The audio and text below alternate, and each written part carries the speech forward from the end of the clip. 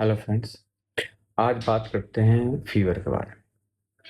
Fever अर्थात बुखार बहुत ही कॉमन सा सिम्टम है। जो कभी भी हमारे शरीर में कोई इन्फेक्शन होता है तो सबसे पहला जो सिम्टम हम एनकाउंटर करते हैं फीवर। लेकिन समझने की बात यह है कि फीवर कोई बीमारी नहीं है, बल्कि ये हमारे शरीर का डिफेंस मैकेनिज्म है। जब भी कोई इन्फेक्शन होता है तो हमारा शरीर का जो इम्यूनिटी है, इम्यून सिस्टम, वो कुछ मॉलिक्यूल सेक्रेट करता है, साइटोकाइंस, जो कि प्रोस्टाग्लैंडिन के थ्रू हमारा सेंट्रल जो टेम्परेचर रेगुलेटरी सेंटर है हमारे ब्रेन में, हाइपोथैलेमस, उस पर एक्ट करता है और हमारे बॉडी का टेम्परेचर को बढ़ा देता है। अब जब बॉडी का टेम्परेचर बढ़ाता है तो उससे ये जो माइक्रोब्स हैं, बैक्टीरिया, वायरस, इनका ग्रोथ, मल्टीप्लिकेशन काफ़ी स्लो हो जाता है।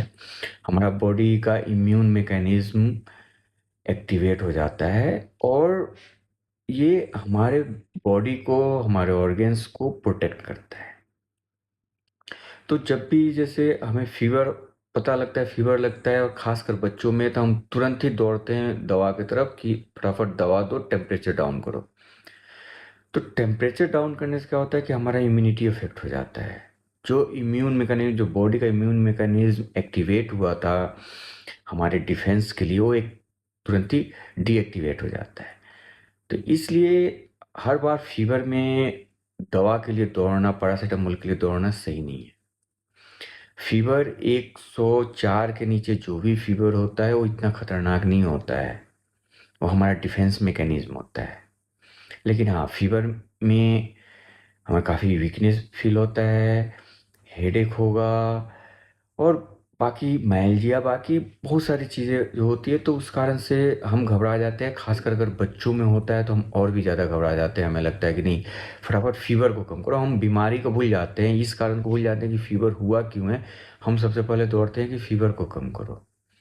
यानी कि जो घर का जो चौकीदार है, जो घर का जो सोल्जर है, उसको सबसे पहले मार दो।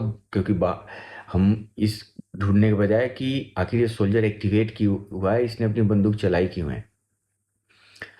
तो हम, इट्स वेरी इंपॉर्टेंट कि हम बीमारी को ट्रीट करें, हम इन्फेक्शन को ट्रीट करें, ना कि फीवर को ट्रीट करें। और फीवर 101, 102 वाला फीवर डिफेंस मैकेनिज्म है, उसको एकदम से दौड़ भाग के पैरासीटामोल खिलाकर उसको कम करने की चेष्टा नहीं करनी चाहिए।